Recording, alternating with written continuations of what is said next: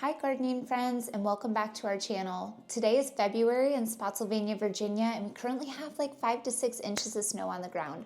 But I'm in my dining room with all of my seeds and all of my plants in front of me, and I'd like to share with you today how to plan your garden. Have you guys ever went to go plan out your garden after your last frost date and you're so excited for spring only to look at the back of your seed packets and realize you really should have started things indoors several weeks ago?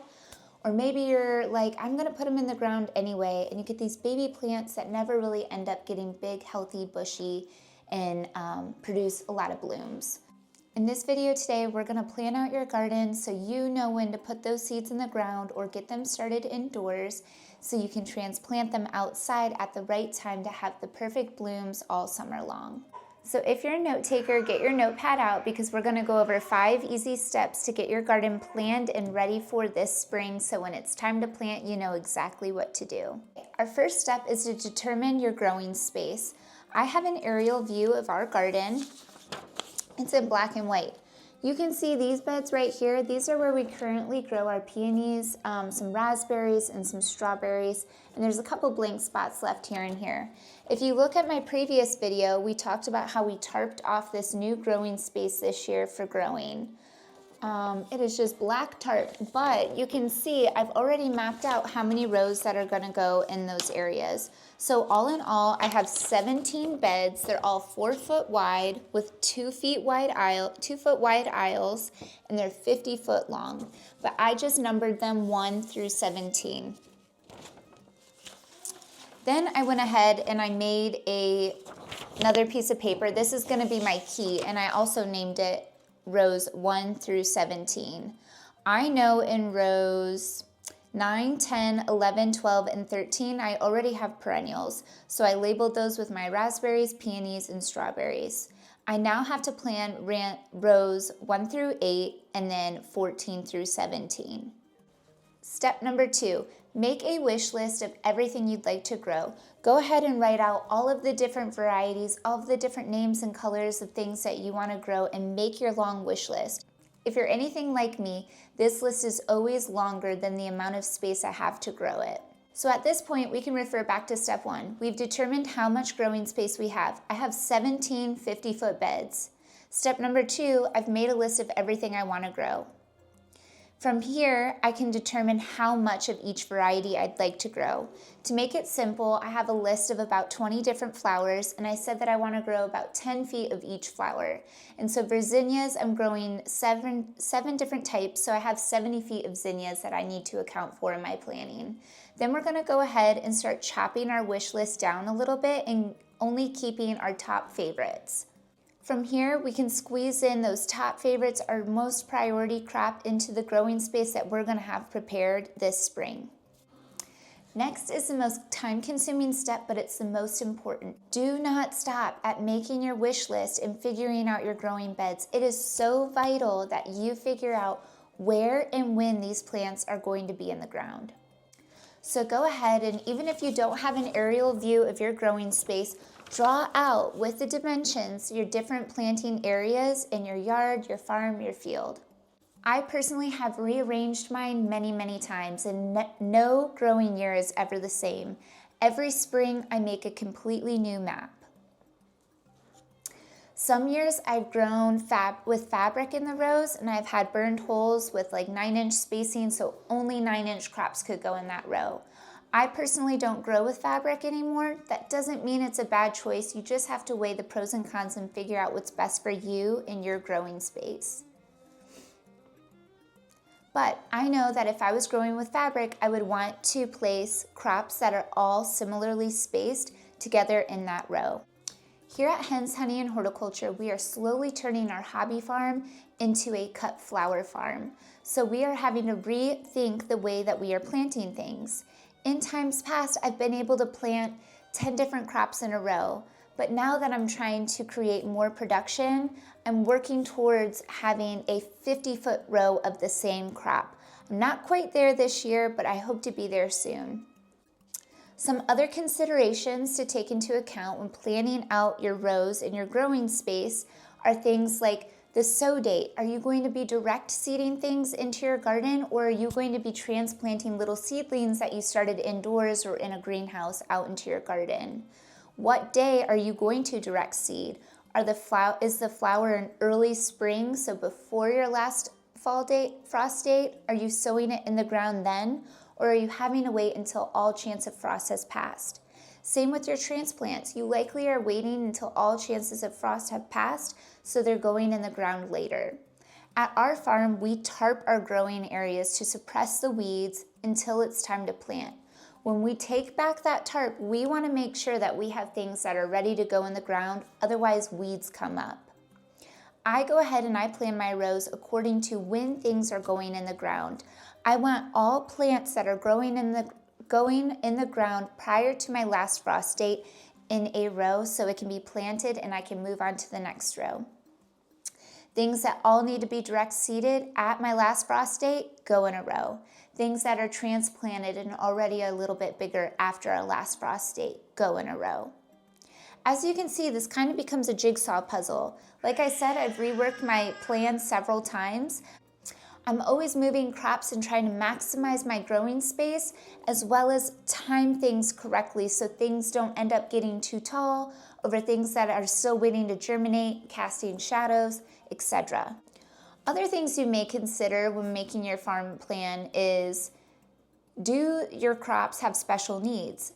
Some flowers need additional support. After a big gust of wind or a heavy rain, flowers can kind of flop into the aisleway. And the last thing you want if you're growing cut flowers is for your plant to fall horizontally and then start growing up vertically to reach for the sun, because then when you go to cut it, you have a big curvy stem instead of something nice and straight.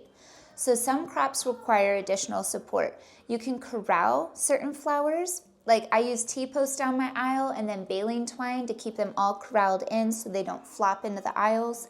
Other things really benefit from a net.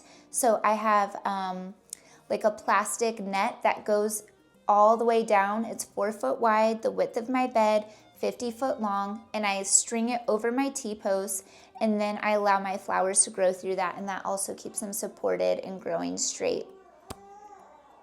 Like I said previously, other things to consider are fabric. If you're growing in fabric, you're going to want to plant things that will have all the same spacing, whether it's 6 inch, 9 inch, 12 inch, 18 inch. And then the last consideration would be bloom date. For me, I like to plant all of my early spring flowers together and then all of my heat-loving flowers together. So when my early spring flowers peter out because the sun is really hot and we're having hot days, I can go ahead and mow that row down, turn in a cover crop, and then let that one go to rest. Or I can flip it easily to put in a succession planting of the next crop, which we're going to talk about next. Or I can go ahead and cover it up with my tarp until I'm ready to do something else with it. If I have a spring crop and then a summer crop and then a spring crop all in the same row, I can't go ahead and extinguish those spring crops without leaving that summer crop still growing. So that just leaves more room for weeds to grow in the areas that the early spring crop were in. All right, so we talked about our first 3 steps of planning our garden. First is to determine your growing space. Second, make your wish list. 3, rearrange and plan your garden. Where is everything going to go?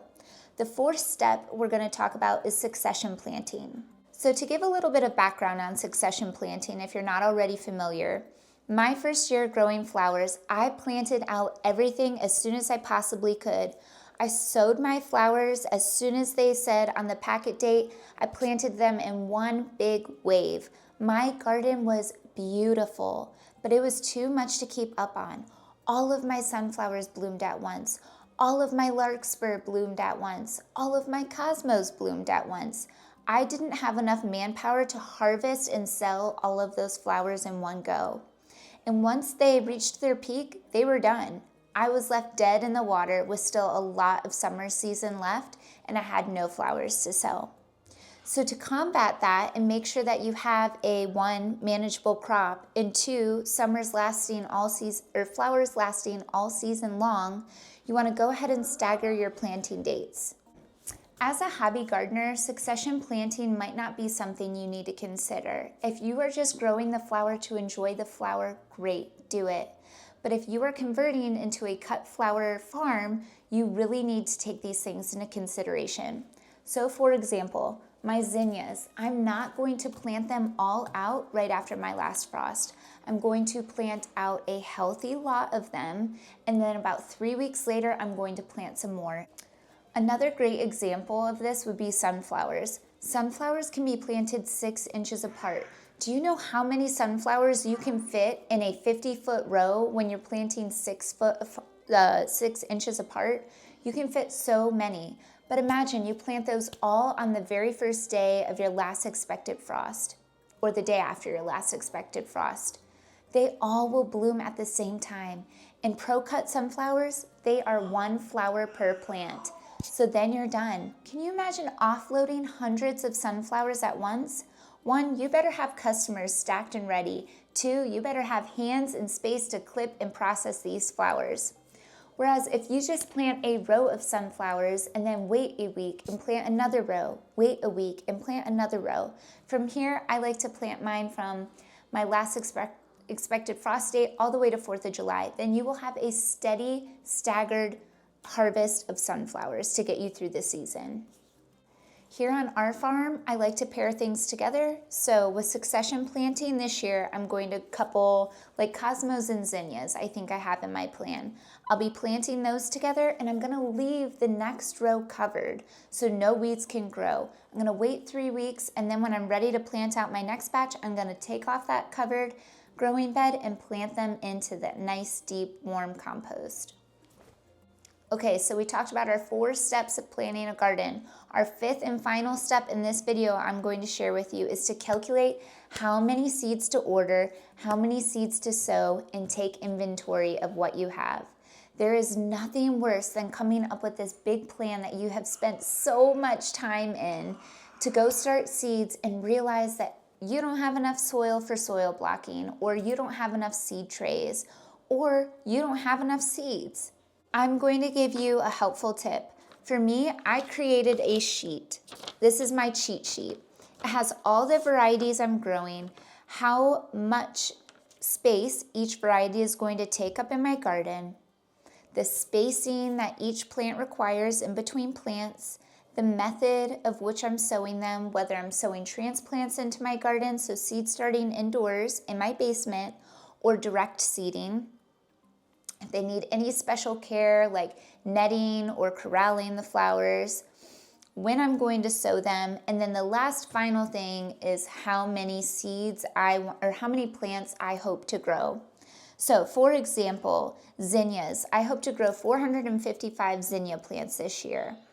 My rule of thumb is make sure I have 10% more sown. So about 45 more seeds on top of that.